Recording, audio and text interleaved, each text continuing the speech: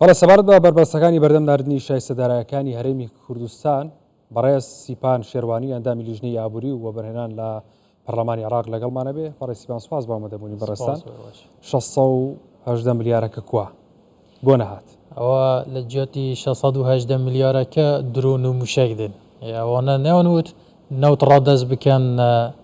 موچە دێت، نەوت ڕادەست بکەن بودجە دەنێرن، نەوت ڕادەست کرا درۆن و موشک دەنێرن لە جێی موچە و بودجە و بژێوی ئەم خەڵکە. ئەمە واقعیەتە کە هەمومان تێکەوتوین. بەداخەوە کە هێشتا خەڵکانێک لە کوردستان هەنە تێناگەن بۆ ئەوانەی کە دوێنێ دەیانوت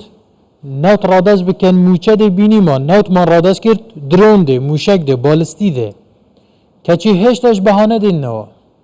کاکسبانێسا بەهانە دێن دارایی ئەڵێ کێشە لە لیستی موچەکەی هەیە. ئەسڵەن ئەو لیستە ئیشی ئەم بڕیارەی وەزارەتی دارایی نییە. پێشتر لە هەردوو دیوانی چاودێری دارایی هەولێر و بەغدا تەدقیق کراوە. هاتیش نێرە چۆن؟ هاتیش نێرە لیژنەکە. بەڵێ لیژنەکە هاتوون چەندین جار ئەم لیستی موچەیە تەدقیق کراوە. کەواتە مادام تەدقیق کراوە ئیتر کاتی ئەوەیە حەسەکە بنێردرێ. ئەمە لەلایەکی تر ئەو 618 میلیارەی کە بڕیاردرا ماگانە بۆ هەرێمی کوردستان بنێرە حەسەیە، حەسەی موازنەیە، پەیوەندی بە لیستی موچە نییە. باشە مادام ئەگەر وابێ لیستی موچەی ئێمە و کۆی موچەی موچەخۆرانی هەرێمی کوردستان سەروی 900 میلیارە، ئەی بۆ 600 میلیارە نێرن، کەواتە بە زۆر زیاتر بنێرن. بۆیە ئەمە جارێکی تر گێچەڵێکی ترە، بربەستێکی ترە، بیانوویەکی ترە، پلانێکی ترە بۆ زیاتر ئازاردانی موچەخۆری ئەم هەرێمە. هیچی تر ئەوان چ قازانجەکە لەمە؟ ئەوان زانی دوژمن کە کەسێک بە عەقلیەتی دوژمنەوە سەیرت بکە بەداخەوە کە ئێمە دوای 100 ساڵ مێژووی شۆڕش و خەبات و شەڕ لە دژی زۆرداری و ستەم لە عێراقدا لە کۆتاییدا گەشتینە نیزامێکی فیدراالی، دەستورێکی ڕێکوپێک و جوان بۆ ئەوەی هەموو گەلی عێراق، گەلانی عێراق، هەموو نەتەوەیەک، هەموو ئەدیانێک و مەزەبێک بەیەکەوە بژین. بەڵام وا دیارە نظامەکە گۆڕاوە بەڵام عەقلیەتەکە نەگۆڕیوە. ئەو عەقلیەتەی کە ئێستا دەیانەوێ ملەتی کورد بە برسیبوون بکوژن، ئازار بدەن لەناو بەخۆ، هیچ جیاوازیەکی نییە لەو عەقلیەتەی کە گوندەکانیان دەستاند و گەنج و مناڵ و ئافرەتیان ئەنفالە کرد و چەکی کیمیایی بەکارێنا. هەمان عەقلیەتە بەڵام لە دوو نظامی جیاوازە. باشێستا بینەر دانیشتووە لە تەواو هەموو قسەکان ڕاستە، بەس هەموو چی پێ ناگات. چی ئەکرێ بۆ ئەمە؟ ئەمە جارێ لە هەمووی مهمتر ئەم قسانەی من بوو ئەوەیە خەڵک بزانێ ئەسلی بابەتەکە چییە. ئەوانەی کە دەڵێن قایمەکە کێشەی تێدایە بۆ بزانن کە ئەمە بەهانەی تەشقەلە فرۆشتنە، هیچی تر نییە. کەسێک هاتووە بەداخەوە کوردیشە دێت ڕێگا بۆ ئەوان وەزارەت دارایی و یان ئەمساڵەکان یان خۆش دەکا کە بەهانە بە کورد بە چیەوە بەهانە بە کوردەوە بگرن و موچەی ئەم میلەتە نەنێرن. وڵات دوو ناوی دووبارەی تێدا، ئەگەر موچەی هەرێمی کوردستان ناوی دووبارەی تێدا چۆن دیوانی چاودێری دارایی فدراالی پەسەندی کردووە پێشتر لەو فەرەزنا تێیداشە.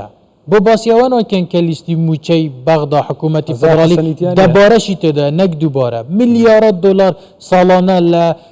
لە فەزاین و بندیوار و کەسانی زیادە دەچێت و بەشی هەرە زۆریش لە چەکدارەکانن لە حەشدی شەعبی و گروپە چەکدارەکاندان کە هیچ کەسێکیش قسە ناکە لەسەر ئەم بارەیەوە.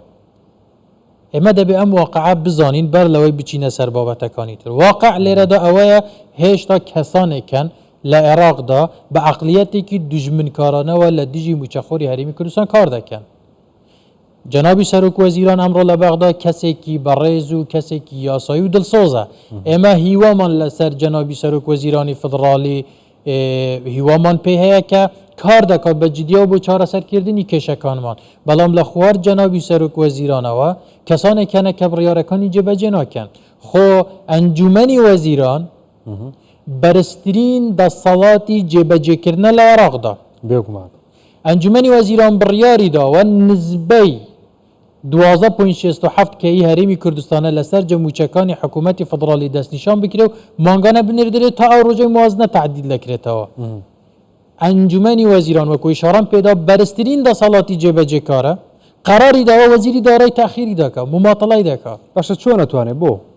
عێراق وڵاتێکە دەستور وەکو خۆی سەروەر نییە، یاسا وەکو خۆی سەروەر نییە. بەداخەوە ئەم قسەیە دەکەم بەڵام هێزی چەکداری زیاتر ڕۆڵ دەبینێ لە دەستور کەسێک هەر کەسێک ئەمڕۆ لە عێراق ئێمە لە بەغداین ئەمری واقع دەبینین پارلەمانتارێک کە هێزێکی چەکداری هەبێ بەهێزترە لە پارلەمانتارێک کە هێزی چەکداری نییە هێزی چەکدار میلیشیاکان گروپەکان چەک ئەمڕۆ قەرار دەدات لە زۆر شتێک لە بەغدا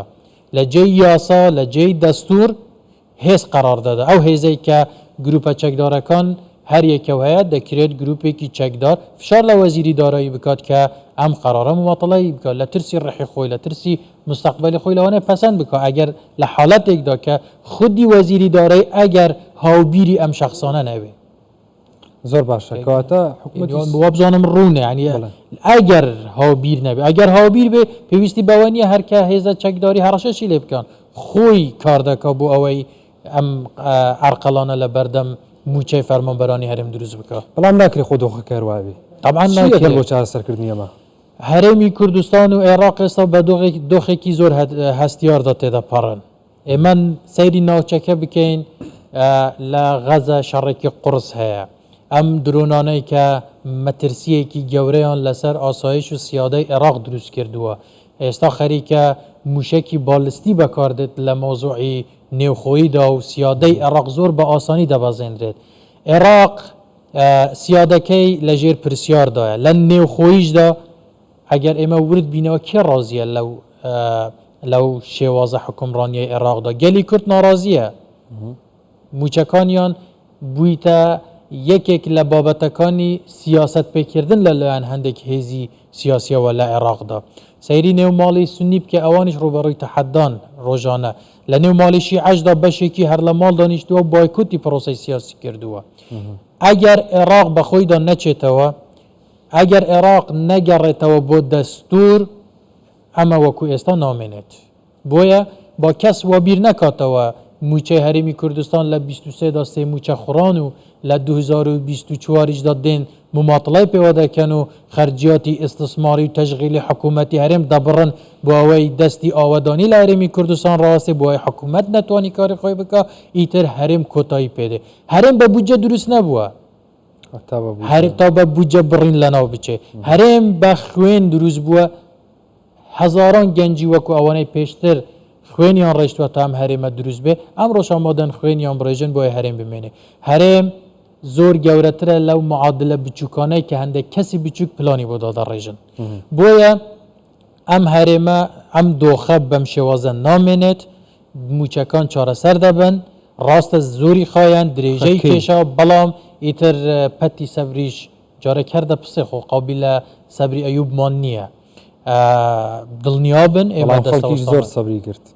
زۆر وەستا هیچ گومانی تێدانە هیچ گومانی تێدانە ئەو سەبرەی کە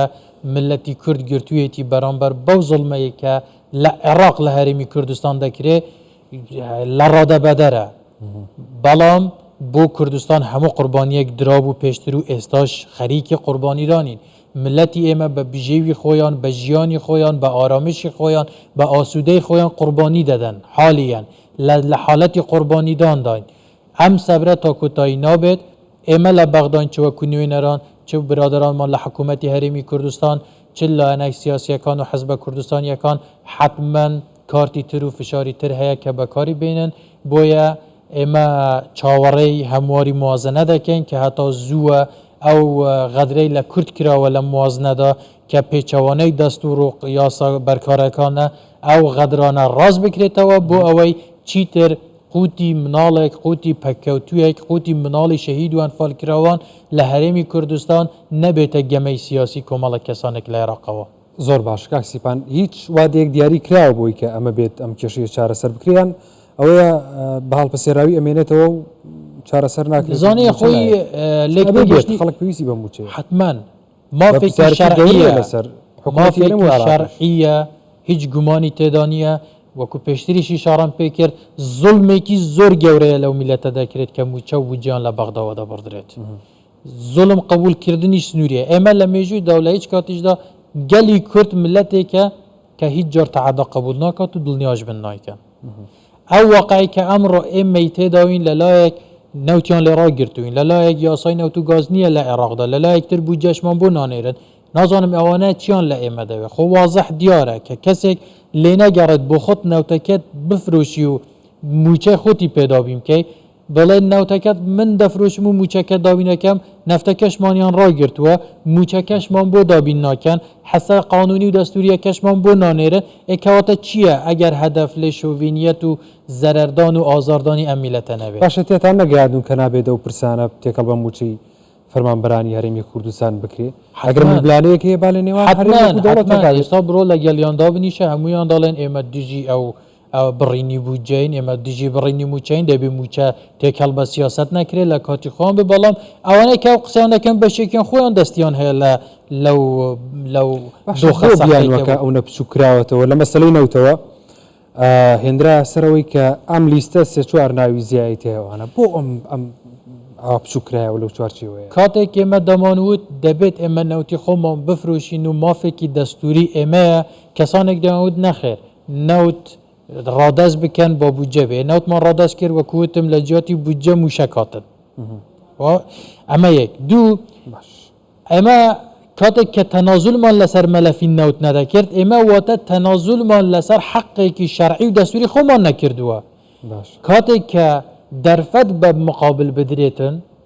تەنازول بکرێت لەسەر مافێکی شەرعی تەنازول ئەگەر ئەمانە ڕێگەیان پێ بدەن سبای دەڵێن بە هەرێمیش نەمێنێ سبای دەڵێن شتی دوور نییە ئەوە بکەن کە ئەوەی کە نظامی پێشترکاران هیچ کاتنەوە بەڵام یەک شتێ بۆ خەڵک زۆر گرنگە شتێکم پێ بڵێ بۆ خەڵک ینی با شتێکمان پێ بک خەڵک جۆمان لێگرێ چی هەیە بۆی کە ئەو پارەیە بێت دوو قەرار هەیە قەرار یەکەم ئەوەیە کە بەپێی ئەو موازنەی ئێستا بەرکارە لە عێراقدا هەتا ئەگەر بەپێی ئینفاقی فعلیش بێت ئینفاقی فعلی